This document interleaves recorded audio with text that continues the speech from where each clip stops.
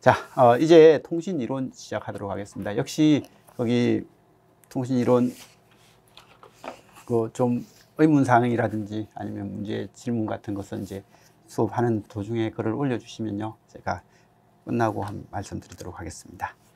자, 통신 이론은 지금 처음 딱 봤을 때요, 문제가 약간 이런 문제가 좀 이상하네 라고 했던 것, 뭐 그런 것들은 한 두세 문제 정도는 좀 있었습니다. 근데 기본적으로 이론 개념을 정확하게 아느냐라는 그런 질문을 많이 한 것 같아요.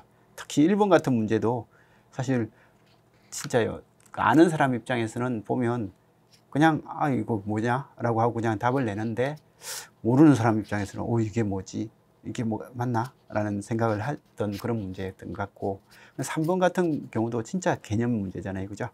개념 문제가 나왔는데 그것도 못 푸는 사람도 있었을 것 같고, 나머지 이 범위가, 이번 통신 문제의 범위가 조금 통신 이론에 치우친, 그러니까 과목이 통신 이론이다 보니까 우리 수업에 통신 이론이 조금 더 많았던, 그래서 공통 파트의 문제가 좀 적었던 그런 형태의 시험 문제였던 것 같습니다. 아무튼 시험 보신다고 고생하셨고요. 자, 지금부터 그러면 풀이를 하도록 하겠습니다.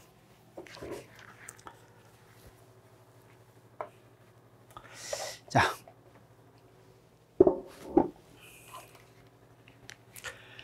문제 1번입니다. 입력 신호 XT에 대한 시스템의 출력 YT가 EXT, 그러니까 YT가 그냥 EXT예요. 그럼 우리는 원 신호 XT의 진폭이 커진다는 것은 출력하고 입력은 아무런 위상 변화가 없던 가장 선형 시스템의 대표적인 그림이 이거잖아요, 그죠? 이건 선형 시스템이다 라는 그런 내용이고요. 그래서 선형 시스템이니까 그건 선형 시스템은 넣어두는 신호만큼 그대로 주파수가 출력에 나오는 거다. 만일에 이게 요거였다면요, 제곱이었다, XT의 제곱이다 라고 하면 이건 주파수가 변동된 주파수가 나오잖아요, 그죠? 삼성이다 그러면 또 변동된 주파수가 또 나오고요. 그래서 이렇게 되니까 이게 비선형 시스템에서는 넣어주는 주파수하고 나오는 주파수가 달라질 거예요. 근데 선형 시스템에서는 무조건 들어오는 주파수하고 나오는 주파수는 같다. 근데 들어오는 주파수 XT의 범위가 요 범위거든요. 그럼 당연히 나오는 주파수의 범위도 요 범위다. 그냥 그게 끝이잖아요, 그죠? 그래서 1번은 그냥 이런 문제고요. 2번은 신호 XT가 T 플러스 1 빼기 UT 마이너스 1을 임펄스 응답 HT가 요거인 선형 실분 시스템에 입력했다. 그래서 지금 이제 이 그림이 지금 이제 요거죠. 여기에 마이너스 1, 여기에 1, UT 마이너스 1 빼기 UT 플러스 1 빼기 UT 마이너스 1은 요겁니다. 요거인 이게 XT인 거예요. 근데 HT가 요거일 때 출력 YT가 얼마냐 라고 했으니까 컨볼루션 하면 YT다. 그러면 컨볼루션 연산 우리 진짜요 수십 번 했습니다. XT하고 이 컨볼루션인데 HT 하나가 이거니까 델타에 T 플러스 2 하면 이건 X에 T 플러스 2 맨날 했던 거죠, 그죠? 그래서 이거니까 이거 이 신호를 이만큼 저쪽으로 움직여라. 그래서 중심이 마이너스 2가 되는 거죠. 그래서 중심이 마이너스 2가 되고요, 이렇게 가는 이런 형태가 요거고, 그 다음에 또 하나는 요거도 있으니까 XT에, 그죠? 델타에 T-2하고 같은 거니까 이건 X에 T-2다 라고 하면 얘는 중심이 2로 이동하는 이런 함수가 된다 라고 해서 답은 2번이죠, 그죠? 그래서 이건 통신 이론을 그래도 공부를 한 사람 입장에서는요, 그냥 한 사람 입장에서는 그냥 눈 뜨고 답을 보는 문제예요. 그래서 1, 2번은 사실 통신 이론 공부를 한 입장에서는 그냥 점수를 주려고 한 문제고요. 3번도 가장 기본 개념이잖아요. 이산 신호에서 진폭이 14, 2루트 10, 14, 12 이런 신호가 있을 때 루트 민 스퀘어가 뭐냐? 루트 민 스퀘어, 이건 신호를 먼저 제곱을 해가지고, 그죠? 평균을 해서 루트 한 거예요. 자, 이거 제곱하면 14 곱하기 14 하면 이게 56이고 14니까 196. 그러면 이거의 제곱은 4 곱하기 10 하니까 40. 이거의 제곱도 196. 이건 144. 이게 제곱을 한 거죠. 그리고 평균을 구하면 다 더해가지고 4로 나눈 게 평균을 구한 거. 얼마요? 이건 그냥 4를 미리 나누고 하는 게 산수가 크니까, 그죠? 미리 나누는 것도 괜찮겠네요. 얘 얼마요? 49인가요? 10 더하기 얘 49 더하기 얘는 36인가요? 그래서 이런 형식이 된다. 그러면 이거 49, 49 이거 두 개 이 빼면 50, 50, 34, 44 하니까 144. 자, 이렇게 144가 나온 걸 뭐 한다고요? 루트 한다. 우리 시류가 구할 때 루트 민 스퀘어잖아요, 그죠? 그래서 그냥 그 말 그대로를 해준 게 이 문제죠, 그죠? 그래서 이렇게 하니까 아, 이건 12의 제곱이구나 라고 해서 답은 10이죠. 그래서 이런 문제는 그냥 보면 바로 답을 낼 수 있는 거고요. 4번은 그냥 제일 편하였던 문제죠, 그죠? 이런 것들은 더 이상 소개 안 해도 될 것 같습니다. 0일 때는 0도, 1일 때는 180도, 1일 때는 180도, 0일 때는 0도, 1일 때는 180도, PSK죠, 그죠?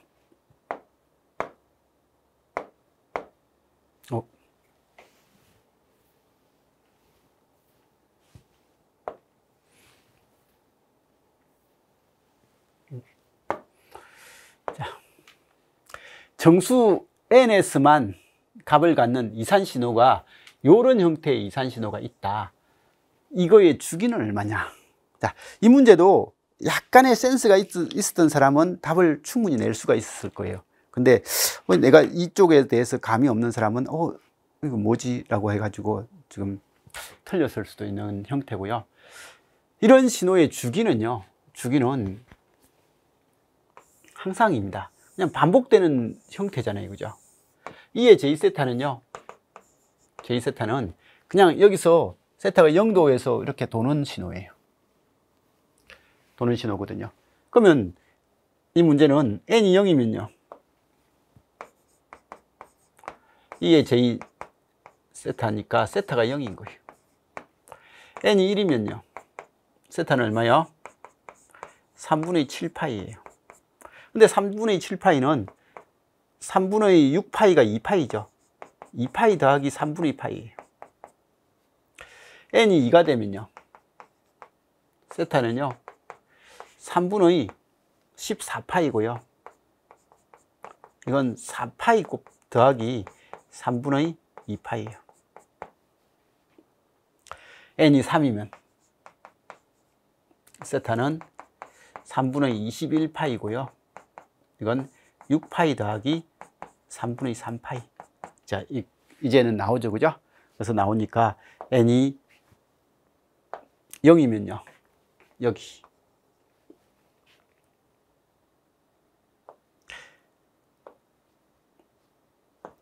여기에 30도, 45도, 60도, 120도, 150도, 210도, 240도,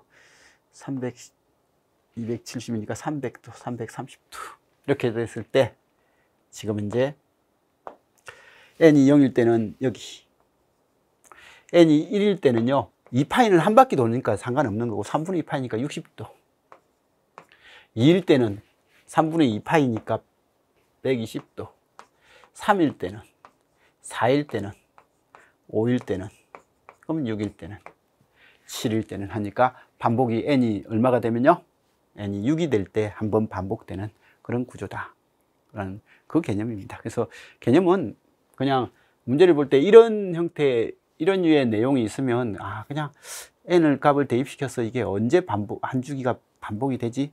이런 것들을 봐주시면 됩니다. 이산신호들은 다 이렇게만 봐주시면 되거든요. 그래서 답은 6이 될 것 같고, 그죠?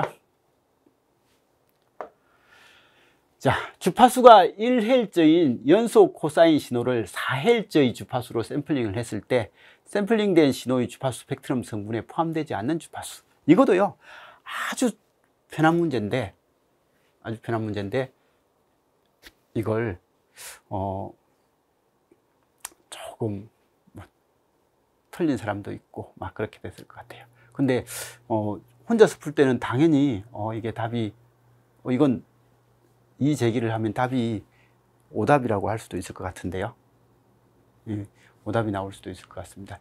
저는 당연히 혼자서 풀 때 이렇게 생각했었거든요. 그냥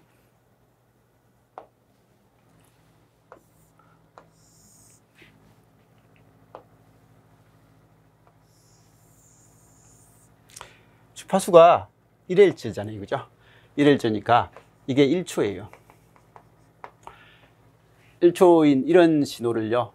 이런 신호를 연속 코사인 신호를 4Hz의 주파수로 샘플링 했을 때 샘플링을 초당 4번을 한다는 거죠. 4번을 하니까 이건 여기서 한 번,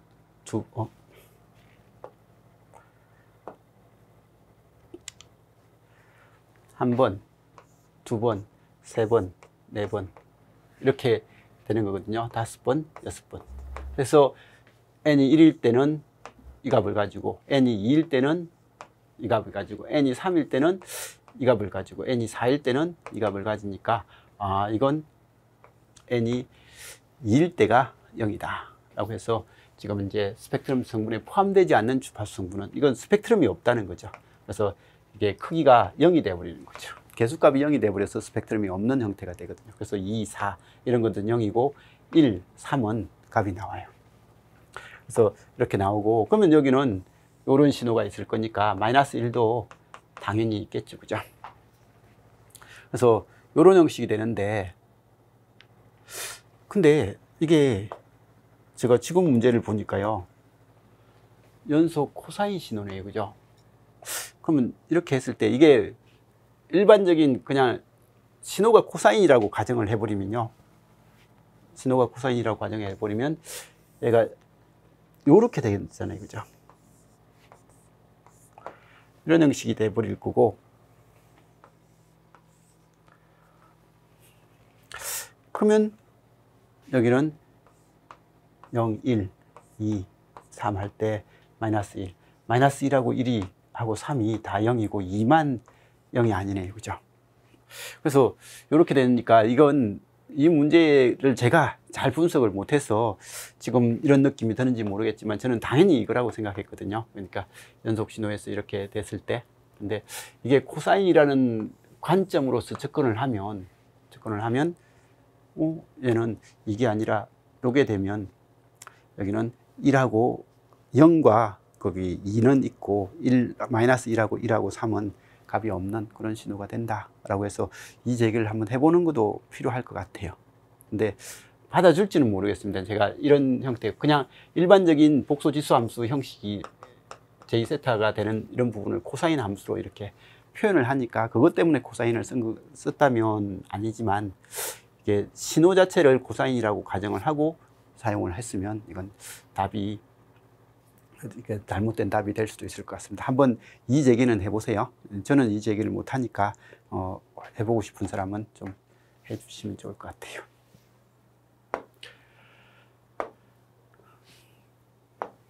자, 7번. 필터에 대한 설명이다. 옳지 않는 것은 이상적인 저역 통과 필터는 인과 시스템이므로 실현 가능성이 가능하다라고 해가지고 나와 있는데 이상적인 로페스 필터는요. 요런 시스템이에요. 그러다 보니까 이걸 시간 함수로 고치면요. 시간 함수로 고치면 얘가 싱크가 돼버려요. 싱크가 돼버리니까 이 싱크 끝이 인과 시스템은 t가 0보다 큰 쪽에 의해서만 영향을 받아야 되는데 t가 0보다 작은 쪽에서 시스템이 영향을 받으면 이건 비인과 시스템이잖아요. 그죠? 그래서 비인과 시스템이 되니까 이상적인 로우패스 필터는 이 비인과 시스템이에요. 그래서 이게 실시간으로 사용되는 시스템에서는 이게 잘 사용 못하게 되는 뭐 그런 형태가 됩니다. 그래서 이런 이상적인 로우패스 필터는 인과 시스템이로가 아니라 비인과 시스템이다. 그래서 1번은 틀린 거예요. 수업 시간에 이런 것들도 몇 번 했던 것 같아요. 그죠? 주파수 선택 필터는요, 로우패스 필터 하이패스 필터, 밴드패스 필터, 밴드 리젝트 필터 이런 것들이 있더라. 시간 지연된 임펄서 응답을 갖는 이상적인 로패스 필터의 위상 응답은 통과 내역 내의 주파수에 따라서 선형적으로 바뀐다 라고 해가지고 우리 이건 수업 시간에 진짜 너무 많이 했던 것 같아요. 그죠? XT일 때 출력 YT가요. YT가 X의 T-T0 K 이렇게 되면 그러면 시스템의 임펄스 응답 HT가 뭔데? 라고 하면 HT는 K의 델타의 T-T0다 라고 그렇게 이야기를 했고, 그죠? 그래서 이런 신호에 대해서 이런 임펄스 응답이 되면 출력이 이렇게 되고, 이렇게 되는 이게 뭐야? 무왜곡 전송이다 라고 그렇게 이야기를 했습니다. 그때 이 HF가 뭔데? 라고 하면 HF는 K의 J의 2파이 F T0라고 했고, 그래서 주파수에 따라서 이덕 특성은 변하지 않는 거고 그냥 일정하게 상수값으로서 존재하고, 위상 특성은 세타는 마이너스 2파이 T0F라고 해서 F에 대해서 비례하는 이런 특성을 가지게 되더라 라고 하는 건 많이 했잖아요. 그죠? 시간 지연된 임펄스 응답을 갖는 이상적인 로패스 필터의 위상 응답은 통과 대역 내에서 주파수에 따라서 선형적으로 바뀐다. 위상은 선형적으로 바뀌는 거고, 그 다음에 이상적인 필터의 통과 대역에서 진폭 응답은 0이 아닌 상수값을 갖고 억제 대역에서는 이덕이 0이다. 그래서 통과 대역에서는 상수값을 가지고 제거 대역에서는 이덕이 0이 되는 그런 형태가 이상적인 필터다. 뭐 크게 문제되지는 않겠습니다. 그렇죠?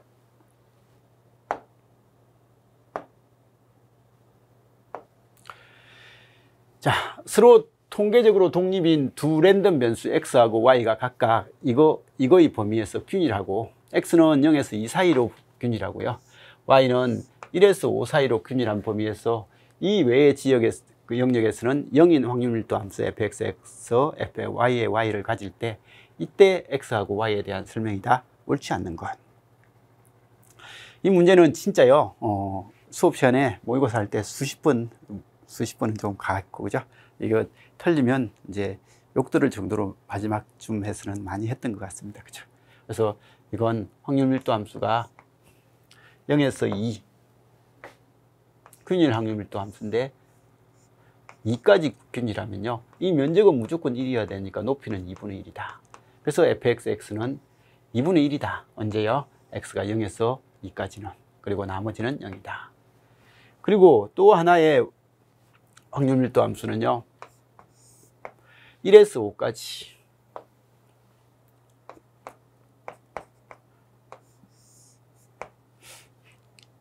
이까지 면적이 1이 돼야 된다. 그러면 이 면적이 1이 되려면 높이는 이건 4분의 1이다. 밑변이 4니까, 그죠? 그래서 fy의 y는 4분의 1이다. 언제요? 1에서 5까지. 나머지는 0이다. 그리고 평균은요. 평균은 x의 평균은 뭐라고요? x의 평균은 이 가운데 값 1이라고 했고, y의 평균은 이 가운데 값 3이라고 했습니다. 그래서 x의 평균은 1이고 분산은 계산해 봐야 되고. 자, 그리고 이 답은 바로 나왔네요. 그죠? x 플러스 y의 평균. x 플러스 y의 평균은 x의 평균 더하기 y의 평균이거든요. 그럼 평균을 하면 얘는 4가 되죠. 그죠? 1 더하기 3. 그래서 이게 답이 바로 보여요. 바로 보이니까 나머지 계산도 필요 없잖아요. 그러면 이제 y가 2보다 크거나 같았으면 좋겠는데, 좀 크다고 했는데, 어쨌든 y가 2가 되면 여기죠. 그죠? 2가 되면 이거보다 큰 값을 가진 것 확률은 이만큼이거든. 그럼 이게 전체 4 중에서 3을 차지하니까 확률은 4분의 4입니다. 라고 이렇게 나온 거고. 그 다음에 x의 평균은요. x의 평균은 1이고 분산은 이건 제곱의 평균을 계산을 해봐야 되죠. 그렇죠? 분산은 vx는 2의 제곱의 평균 빼기 평균의 제곱. 근데 평균이 1이니까 얘는 1의 제곱인 거예요. 그러면 제곱의 평균이니까 인테그랄 0부터 2까지 2분의 1의 x의 dx. 그러니까 2분의 1의 제곱의 평균이니까 제곱 평균. 자, 그러면 이건 3분의 x 3성에 0부터 2까지. 그러니까 2분의 1 곱하기 3분의 2 곱하기 2 곱하기 2. 그러니까 3분의 4. 그래서 이게 3분의 4니까요. 3분의 4 빼기 1이니까 얘는 분산은 3분의 1이다. 라고 나왔죠. 그죠? 근데 어쨌든 얘는 분산을 안 구해도, 그죠? 분산을 안 구해도 그냥, 이건 그 4번이 답이 바로 보이니까 크게 문제는 없었던 것 같습니다.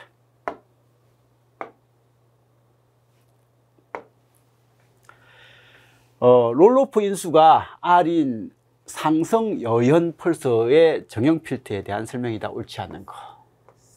상성 여연 올림 코사인 필터. 이건 전자 거기 국가직 할 때 이거에 대해서 많이 했습니다. 공통해서 많이 나왔던 거예요. 이런 형태의 필터, 이상적인 로페스 필터인데, 이렇게 하면 아까 전에도 했듯이 이게 싱크 함수의 꼬리 부분이 많이 생겨가지고 이게 인과 시스템이 형성이 안 된다. 그렇게 이야기를 했습니다.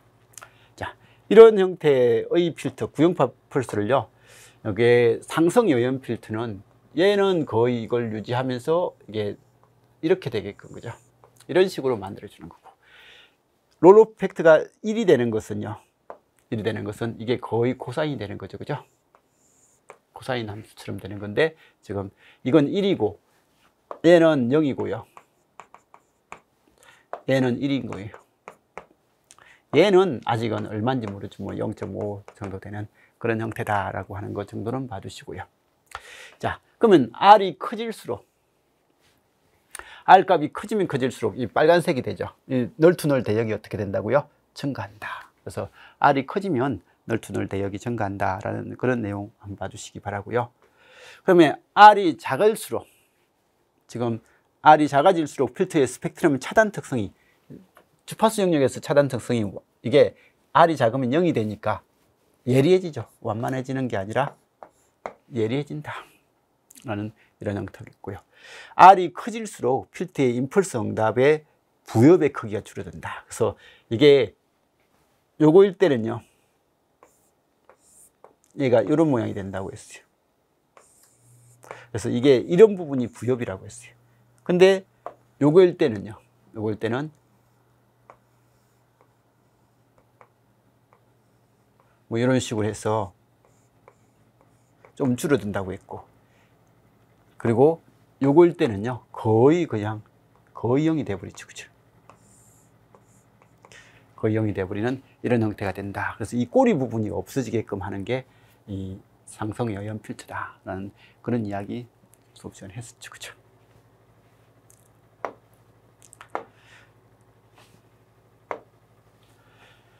두 랜덤 변수 x하고 y에 대한 설명이다. 옳은 것은요 라고 되어 있는데, 두 랜덤 변수가 x 플러스 y의 평균은요, 두 개 더한 것의 평균은 x의 평균 더하기 y 평균이다. 그래서 x하고 y가 각각의 평균, 즉 x의 평균과 y 평균이 각각 더한 합보다 항상 크다가 아니라 항상 같다.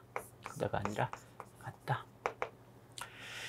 x, y의 곱의 평균은 y, x의 곱의 평균과 역시 같지 않을 수 있는 게 아니라 이건 항상 같게 됩니다. 그래서 같게 되고요.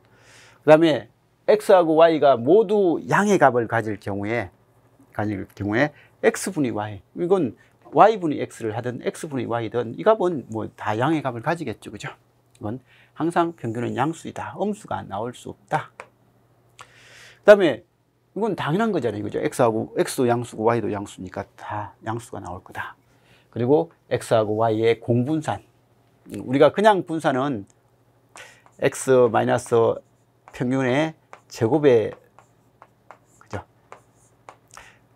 어떤 함수에다가 평균을 뺀 것의 제곱의 형태는 분산인데, 공분산은 x라는 함수의 평균값 mx의 하고 y라는 함수도 my의 곱의 평균, 이렇게 하면 이게 이제 공분산인데, 이 공분산은 xy의 평균과 동일하다라고 되어 있는데, 이건 뭐 공분산에 대한 내용은 조금 어려우니까 그냥 뭐 이건 이렇게 좀 봐주시기 바랍니다. 이번에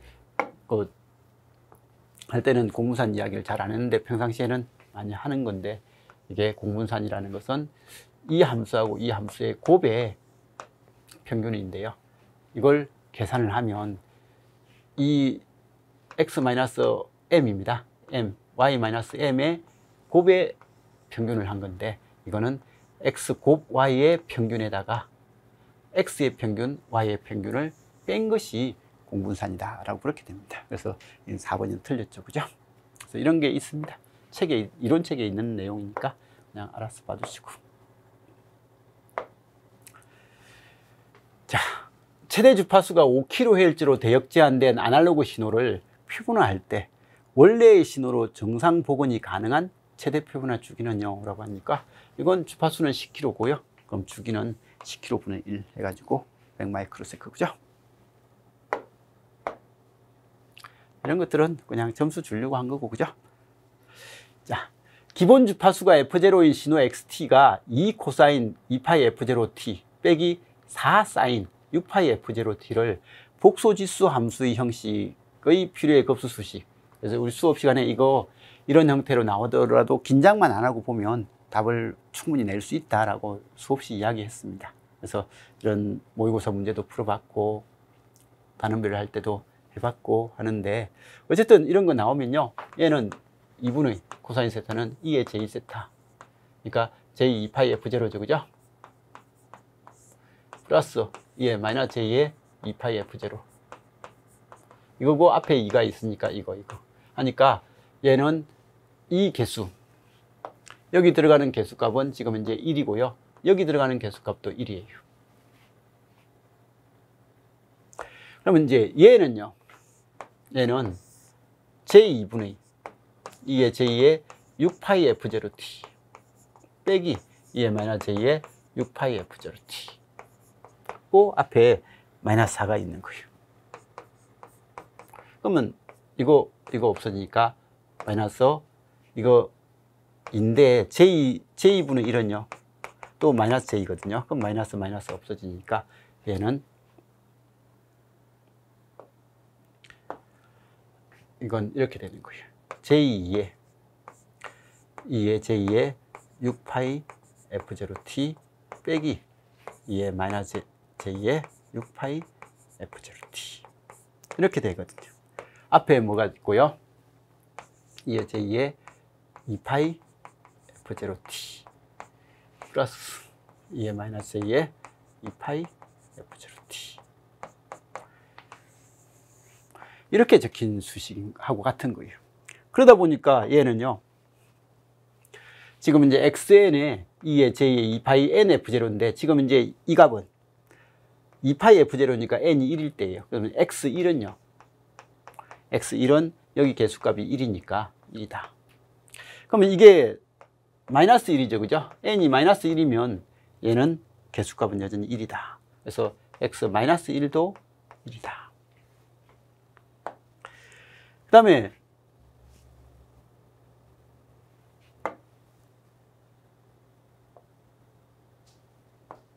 누구야?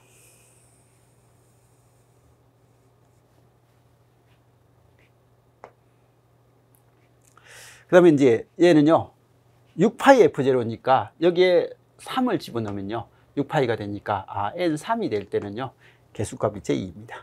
그래서 x3은 j2예요. 그리고 여기는 마이너스 6파이 f0니까 n 대신에 마이너스 3을 집어넣으면 되니까 x 마이너스 3은요. 그래서 x 마이너스 3은 마이너스 j인 거예요. 그래서 이런 값이다라는 것 정도는 우리가 알 수 있잖아요, 그죠? 그래서 이건 많이 했으니까. 그럼 자, 문제를 보면 x1은 1이다. x3은 j2다. 마이너스 무한대에서 무한대까지 xn을 다 더하면요. 얘는 없어져요. 없어지지만 얘는 그대로 남아있어요. 이건 2가 되죠.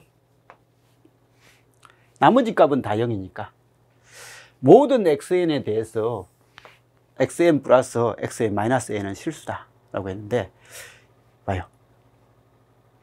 이 x1하고 x-1은 1 더하기 1이니까 2죠? 실수 맞아요.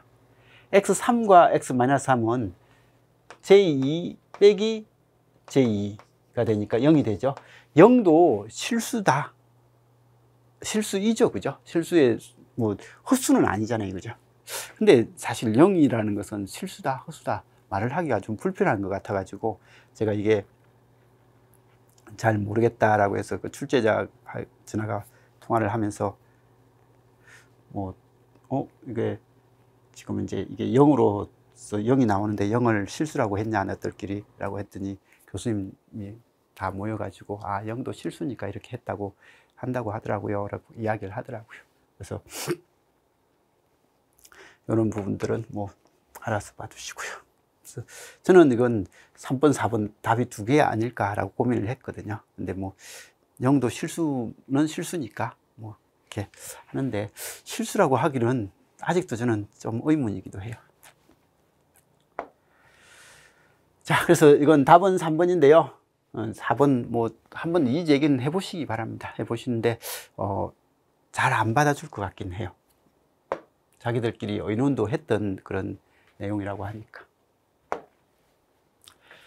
자, WPEN에 포함되는 기술 또는 표준이 아닌 것은이라고 그렇게 이야기를 했습니다. 이건 펜이라는 게 홈웨어리 네트워크, 퍼스널 에어리 네트워크이니까 블루투스, 직비, UWB 맨날 했던 거잖아요, 그죠?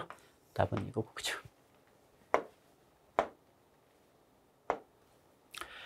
네트워크의 물리적 접속 형태에 대한 설명이다. 옳지 않는 것은 링형. 각 장치는 여기 이렇게 연결되니까 바로 이웃하는 장치에만 연결되어 있다. 스타형. 여기. 한 링크의 장애, 한 링크가 여기잖아요. 이게 장애가 된다고 해서 네트워크 전체가 사용할 수 없게 된다. 아니죠, 그죠?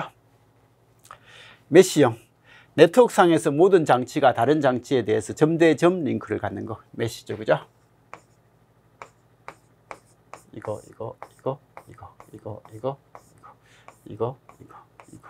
이런 식으로. 버스형. 하나의 긴 케이블이 네트워크 상에서 모든 장치를 연결하는 백본 네트워크 하는 거. 이렇게 하는 거. 맨날 보는 거니까 알아서 봐주시고요.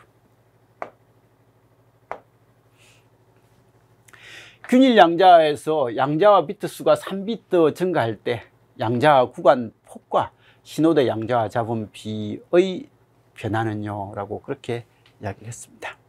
그래서 이야기했는데 여기는 양자 구간의 폭, 그 다음에 이렇게 되는 거. 이만큼 됐을 때, 그죠? 이건 2비트가 될 때는 지금 이제 4칸이다. 근데 이걸 4비트로 하면요. 3비트로 하면 2비트일 때는 델타 V가 이거였는데 3비트로 하면 델타 V는 이게 되더라. 근데 4비트로 하면 또 여기에 반 해가지고 델타 V는 또 반으로 준다. 그러면 5비트로 하면요 또 반으로 준다. 그래서 비트 수가 3비트 증가하면 델타 V는 2분의 1 되니까 8분의 1로 감소한다. 그리고 6dB 법칙, 그죠? 3비트가 증가하면 18dB가 증가한다. 맨날 하는 겁니다, 그죠? 임펄스 응답이 HN인 선형 시블밴 시스템에 XT를 입력하여 출력 YT를 얻었을 때 주파수 응답 HF를 구하는 방법으로서 옳은 것만을 한번 골라봐라. 단 HF하고 XF하고 YF는 각각 XT하고 YT의 표류의 변환이고 XF는 0이다 라고 그렇게 되어 있습니다. HT의 표류의 변환을 구한다. 그 다음에 XF분의 YF를 구한다. 입력 이렇게 된다. 그래서 지금 HF를 물어보는 문제잖아요, 그죠? 그래서 이 문제는 저도 이 문제는 일단 둘 중에 하나가 뭔지 이걸 틀렸다고 생각을 하고 그냥 모르니까 틀렸다고 생각하고 사실 찍었습니다. 그래서 2번이라고 3번일 것 같은데 나는 2번이다 라고 해가 이거 다 니은 디귿이다, 기억 니은이다 라고 해서 했는데 답이 3번이더라고요. 그래서 이렇게 되는데 여기는 HT 여기에 출력 YT, 미안합니다. XT, YT. 여기 HT, 그죠? 그럼 YT는 XT하고 HT는 컨볼루션 된다. 근데 이건 XF, HF, YF는 그러면 얘는 XF하고 YF의 HF의 곱이다. 그래서 우리는 그러면 이때 HF를 어떻게 구할 건데? HF를 구하는 방법으로서 옳은 것은라고 했습니다. 그래서 이렇게 되니까 얘는 HF는요, 그냥 HT를 퓨리에 변환하면 HF가 뭐가 된다고요? 인테그랄 마이너스 무한대에서 무한대까지 HT에 2에 마이너스 A에 2파이 F0T dt. 그게 퓨리에 변환이니까 뭐 이건 퓨리에 변환하면 된다. 그다음 미연에서 그죠? 얘 HF니까 HF는 당연히 뭐야? XF분의 YF 하면 나오잖아요, 그죠? 이렇게 된다. 근데 이제 디귿은요, 입력 XT를 이렇게 해가지고 했을 때 출력을 구한다. 그리고 이게 HF래요. 이게 HF가 맞나? 아니겠지. 이게 제가 이걸 거기 문제를 풀어볼 때 거기 밥 먹을 때 풀었거든요. 거기 학생한테 좀 찍어달라라고 해가지고 거기 파일을 아직 그때는 시험만 보고 문제가 공개가 안 됐을 때, 그래서 찍어달라 해가지고 찍어준 걸 가지고 밥 먹으면서 이제 풀었는데요. 이건 틀려, 이게 맞을 것 같냐? 난 맞을 것 같지가 않아가지고 그냥 틀렸겠지라고 대충 이제 했는데, 그냥 모르니까, 그죠? 이렇게 해서 풀어봐야 되는데 안 풀어봤습니다. 근데 이제 요렇게 해가지고 밥 먹고 와서 이렇게 정리를 하니까, 물어보고 이렇게 해서 하니까 요거요. 우리가 XT가 요값이 들어갔을 때 출력이 뭔데? 라고 그렇게 물어봤거든요. 그래서 XT가 저값일 때 퓨리에 변환을 실제 해보니까요. 이것만 합시다. 지금 XT하고 HT의 퓨리에 변환이 YT잖아요, 그죠?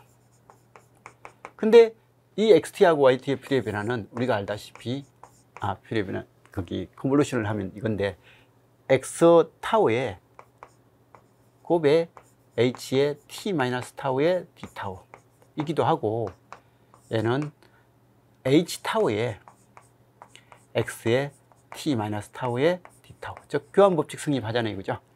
그러면 이 관계를 아니까요, 얘는 일단은 H 타우는 그대로 놔두고요,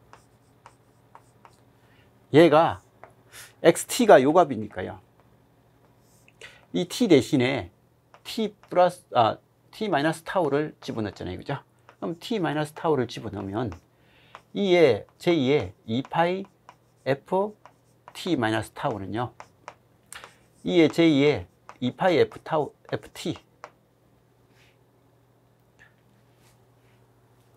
그 다음에 제2의 마이너스 2파이 F 타우의 곱으로서 표시할 수 있잖아요, 그죠?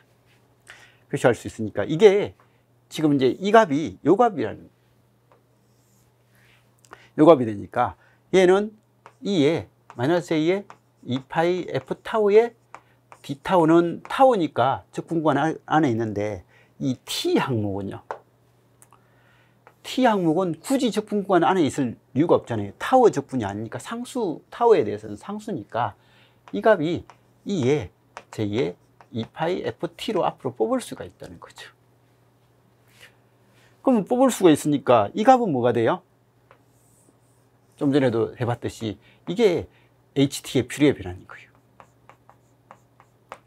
HF죠. 그래서 이 값이 되니까 얘는 제2의 2파이 FT라는 이 값과 HF의 곱으로 쓸 수 있더라는 거예요. 근데 이 값이 XT하고 같잖아요. 원래 XT하고 같았으니까 XT하고 HF의 곱으로 쓸 수 있는 게 YT예요. yt가 되고, 그래서 우리는 hf는 뭐가 된다고요? hf는 xt분의 yt라고 이렇게 적을 수가 있습니다. 그래서 이렇게 적을 수도 있구나. 근데 이게 학교에서는 많이 쓴대요. 이건 제가 이거 거기 오늘 시험 보고 나와서 저한테 전화가 왔길래 문제를 밥 먹고 문제를 풀어보고 나니까 딱 왔더라고요. 그래서 와가지고 이거 어떻게 나왔냐? 난 잘 이해가 안 되는데 라고 했더니 이거 이렇게 나옵니다 라고. 학교 선생님들은 이거 많이 쓴대요. 학교에서 거기 중간고사 문제로서 좀 나오고 하는 그런 패턴 같아요. 그래서 이렇게 되니까 뭐 공부를 한 사람들은 뭐 알 수 있는데, 이건 시험장에서 바로 처음 봐가지고는 전혀 풀 수 없었던 그런 문제였던 것 같습니다.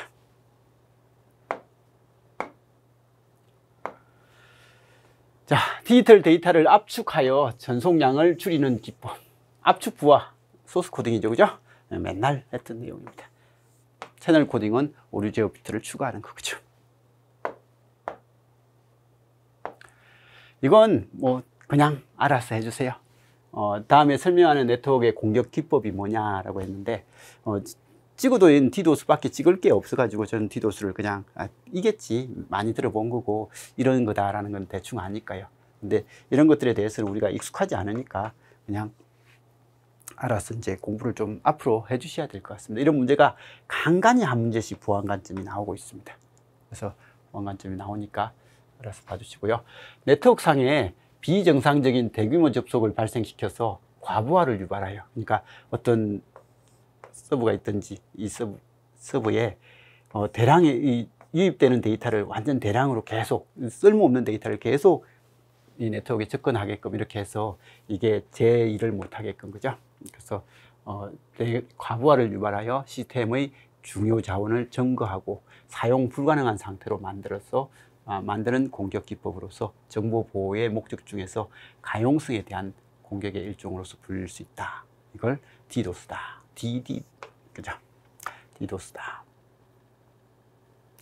이건 그 다음에 스니핑하고요, 스푸핑, 하이제킹, 뭐 세션 하이제킹이라는 단어는 우리가 공부를 따로 좀 해주시기 바랍니다. 그래서 책에 어쨌든 인터넷 검색을 해서 이렇게 만들어 놓은 겁니다. 그래서 웹사이트 또는 네트워크의 리소스 운영이 불가능하도록 악성 트래픽을 대량으로 보내는 공격 기법이다 라고 했던 게 디도스고요.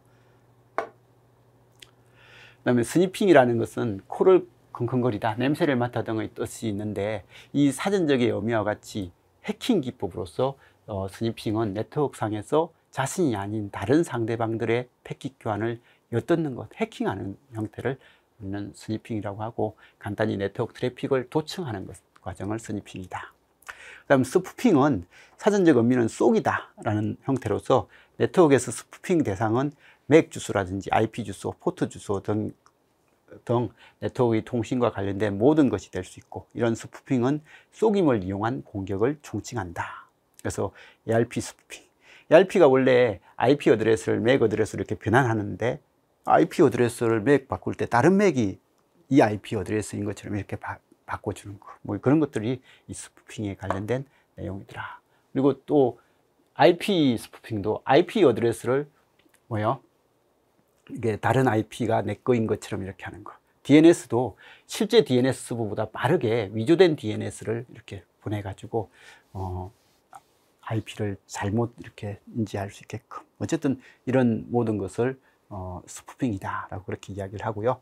하이제킹은 공격자가 인정 작업 등이 완료되어, 그러니까 이게 중요한 것 같아요, 그죠? 인정이 완료돼 가지고 정상이다 라고 이제 우리가 로그인 해 가지고 내꺼화돼 가지고 실제 정상 데이터를 주고받는데, 그 정상적인 데이터, 세션 계층 이상에서 그 정상 데이터를 다른 사용자가 가로채서 이렇게 별도의 인정 작업 없이도 남이 쓸 수 있게끔 하는 그런 것들을 하이제킹이라고 하더라.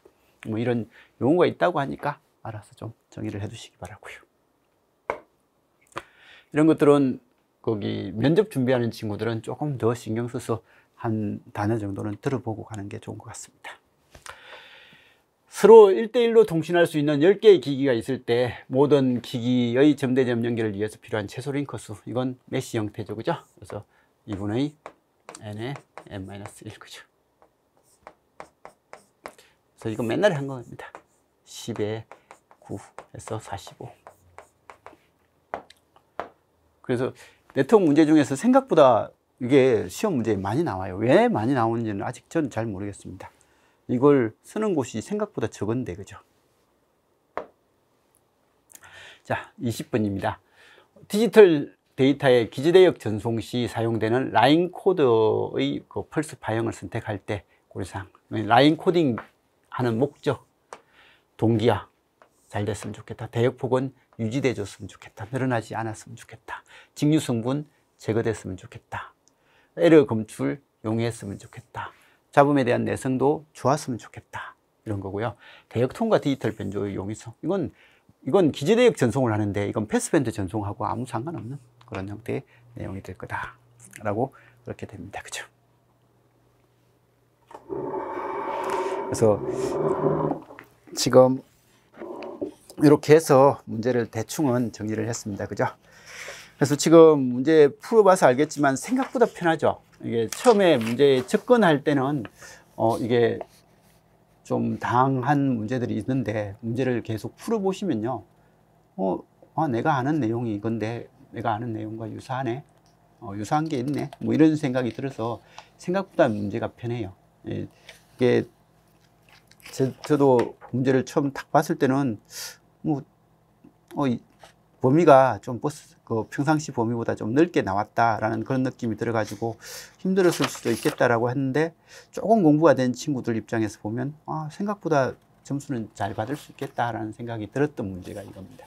근데 역시 공부가 엄청 잘 된 친구들은 이건 90점 나옵니다. 나오는데 공부를 적당하게 한 친구들은 역시 75점 정도의 수준이 좀 적당하게 잘 본 수준인 것 같아요. 그래서 이게 다른 직렬 같은 경우는 범위가 작기 때문에 작은 범위에서 이렇게 쉽게 문제가 나오면 고득점이 되거든요. 대부분 90점 이상이 나오는 그런 문제가 되는데 우리는 범위가 너무 넓어 가지고 이 넓은 범위에서는 딱 이 정도의 수준이 어느 정도 난이도를 가진 문제인 것 같으니까 혹시 나중에 뭐 자기가 문제 출제를 하더라도 이 범위를 넘어서는 문제들을 만들어 버리면 못 푸는 사람들이 꽤 많아질 겁니다. 그래서 그래도 이제 이 정도는 통신에서 전반적인 내용이라서 그냥 열심히 좀 하면 가능도 할 것 같고요.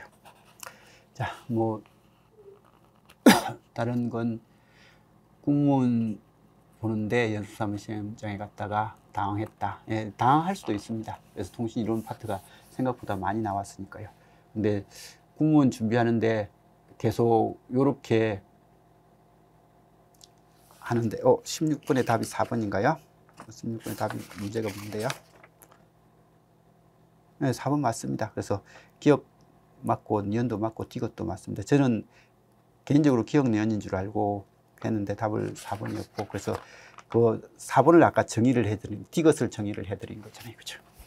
네, 아무튼 공무원 준비하시는 분들은 이 범위가 사실 이번에 거기 문제 출제자하고요. 그리고 지금 이 문제는 통신 이론이라는 과목입니다. 이론이라는 과목이라서 문제 출제의 범위가 통신 이론 문제가 조금 더 많이 나왔던 것 같아요. 그리고 평상시보다 좀 더 많이 나왔던 것 같아요. 그건 이번에 들어가신 교수님하고 그리고 들어간 친구들이 통신을 조금 더 알기 때문에 이렇게 문제를 낸 것 같아요. 근데 예전 같은 경우에는 통신 이론이 이거보다는 조금 적게 나왔고요. 근데 올해는 좀 많이 나왔으니까 그건 뭐 출제자의 범위 정하는 거야 어쩔 수 없는 거고요. 근데 이제 공무원 같은 경우는 통신공학입니다. 그죠? 통신공학이니까 통신공학은 아무래도 범위를 좀 더 넓게 봐야 되고 통신 이론이 이렇게 많이 나오진 않을 것 같습니다. 그래서 않을 것 같은데 그래도 출제자가 누구냐에 따라서 그리고 누가 들어가서 학생 중에 누가 들어가서 이런 문제를 냈을 때 이게 너무 어렵다라고 말을 해줘야 되는데 그 들어간 학생이 통신 이론을 잘 해버리면 이 정도는 풀 수 있다라고 해버리면 공무원도 많이 나올 수가 있는 거예요.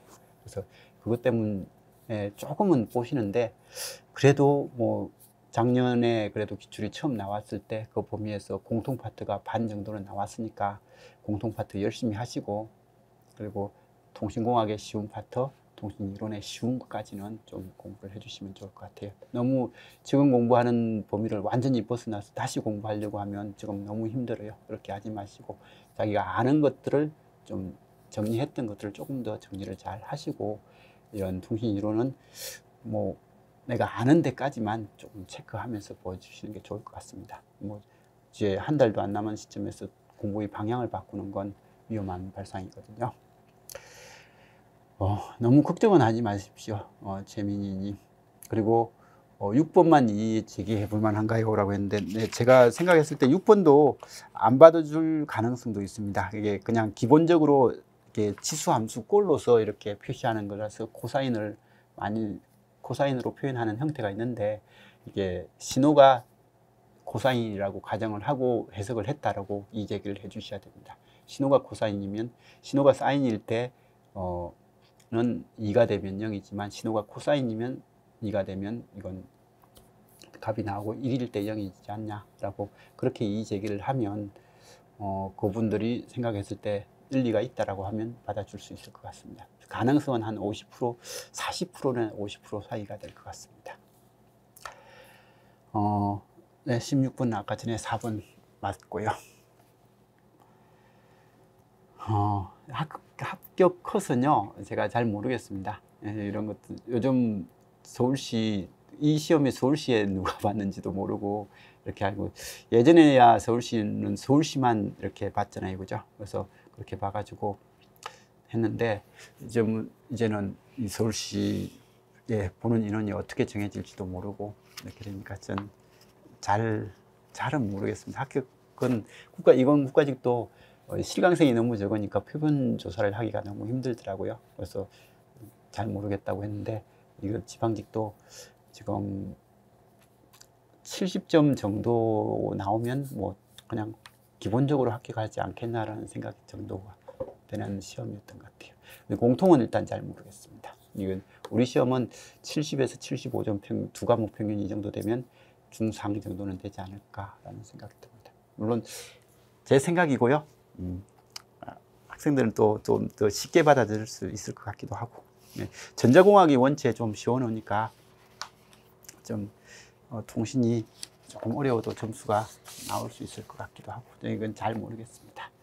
자, 다른 질문 같은 건 없으시죠? 아무튼 이제 국가직, 지방직 다 끝났습니다. 그죠?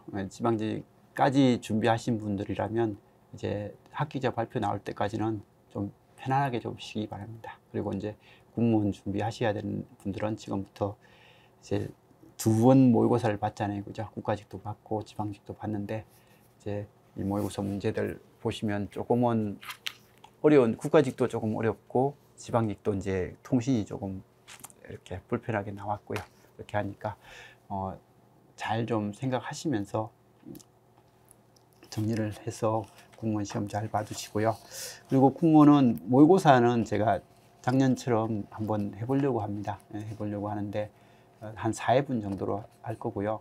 거기 전자는 전자공학하고 전자회로하고 디지털이 7급까지 해서 따로 3개가 있으니까 그렇게 3개고 통신은 9급 통신은 이제 공통을 좀 많이 넣을 거고요. 그다음에 7급 통신은 이제 이론을 좀 많이 넣어가지고 토요일 오후에는 통신 이론 수업을 이렇게 해 나갈까 합니다. 혹시 여유가 되시는 분들은 오셔가지고 한번 들어주시면 좋을 것 같고요. 다른 것은 거기 제가 봤을 때 다른 문제는 이의 제기할 만한 게 그렇게 잘 보이지가 않습니다. 아무튼 남은 시간 동안 잘 정리하셔가지고요. 올해 남은 시험 꼭 합격하셨으면 좋겠습니다. 자, 이상입니다.